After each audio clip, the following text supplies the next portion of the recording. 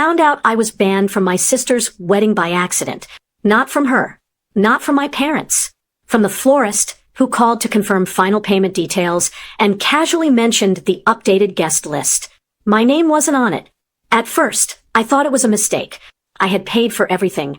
The venue deposit, the catering upgrades, the dress alterations, even the live band my sister insisted made the wedding feel expensive.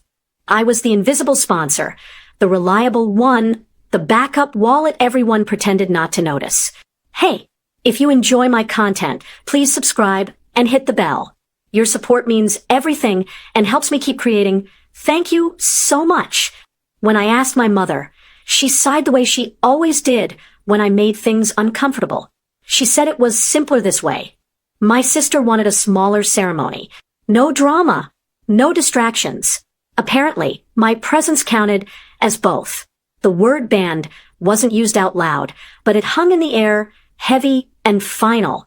I was told I'd understand. I was told to be mature. I was told not to ruin her big day. What hurt wasn't just being excluded. It was how normal it seemed to them. Like this was the natural order of things. I paid. I stayed quiet. I smiled when asked. I disappeared when inconvenient. Over the next few days, messages poured in, not from my sister, but from vendors. Questions. Confusion. Contracts with my name on them. Invoices addressed to me. I answered politely, said nothing, and kept notes. Every receipt. Every agreement. Every email confirming I was the sole payer. The more I read, the clearer it became. Without me, there was no wedding. Not the one she planned, at least.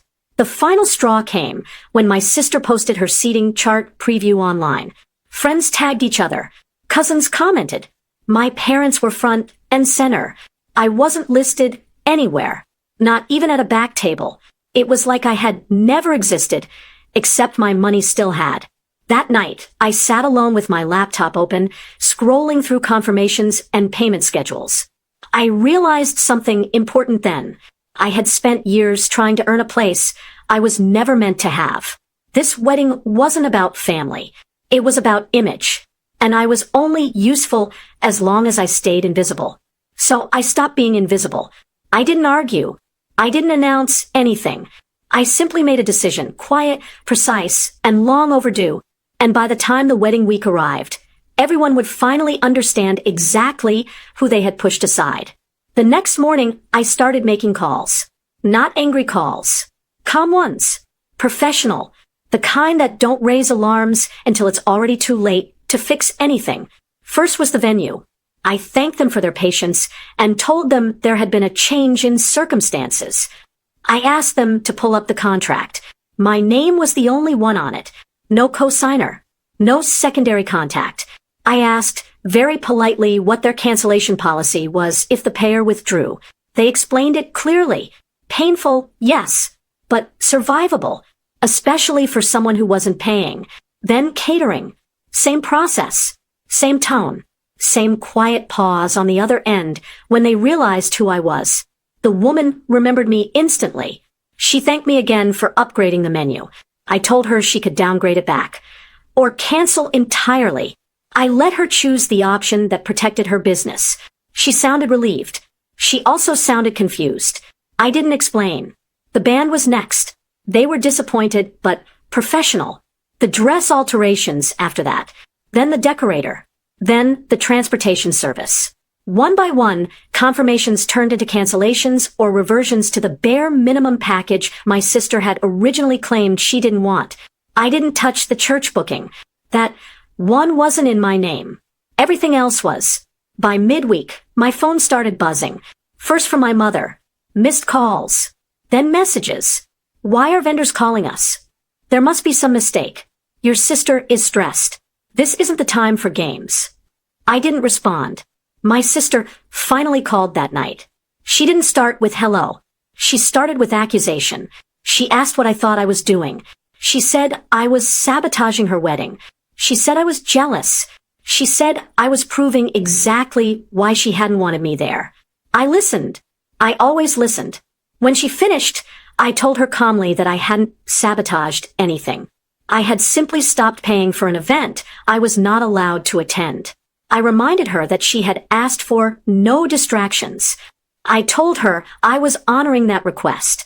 She laughed at first. Then, she said I couldn't do that. She said everything was already arranged. I asked her whose name was on the contracts. She went quiet. Then, she said our parents would fix this. They tried. My father called the next morning, voice tight and formal, like he was negotiating a business deal instead of talking to his child. He said family doesn't behave this way. I asked him if family bans family from weddings they fund. He said that wasn't the point. I told him it was the only point.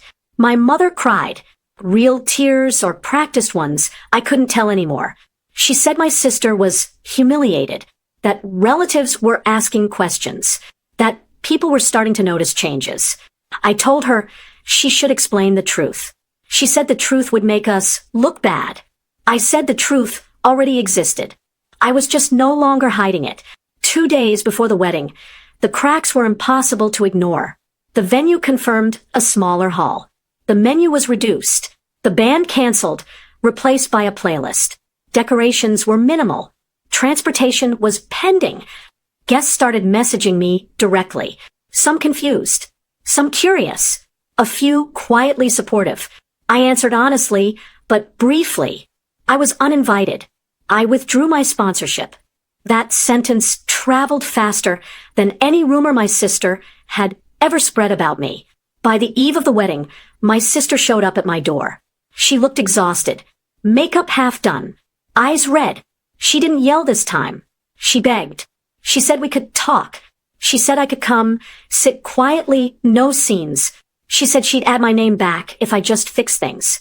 I looked at her and realized something painful and freeing at the same time. She didn't want me there. She wanted my money back.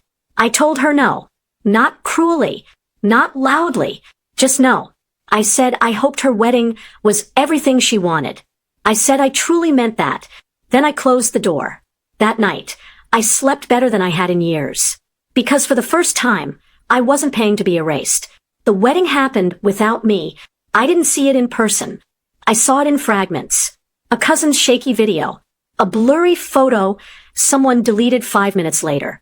A caption that tried too hard to sound joyful. The room looked smaller. The smiles looked tighter. People whispered. Not loudly. Not cruelly. Just enough. Questions floated where congratulations should have been. Someone asked why the sister who paid for everything wasn't there. Someone else answered, "You don't want to know?" My parents didn't call that day. Neither did my sister. They waited a week. Then 2. When they finally reached out, the tone had changed. Softer. Careful. Like people testing thin ice.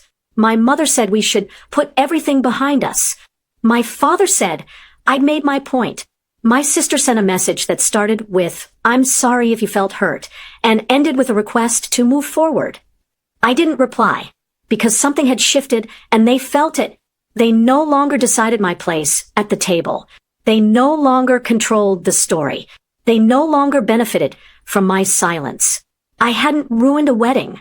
I had ended a pattern. Months later, I was invited to dinner. Proper invitation. Time. Place. Polite wording. I declined. Not out of anger.